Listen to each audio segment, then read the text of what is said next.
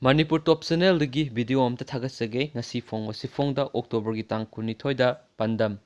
Nupa ama thang thilamle leikatnari Imphal East District ki Irilbung Police Station na kuanba basikong kongba irongda ngarang nupa ama laikai adumaktada leiba miyai chalaba nupa ama na khanghaudana puksepta thangna thilambadagi haujik jnims hospital da leikatnari hairi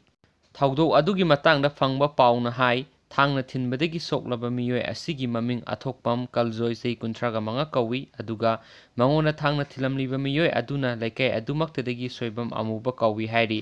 ngarang numidang kaljoina amubagi manakta laklaga khanghaudana thang suri amana puksepta thilambani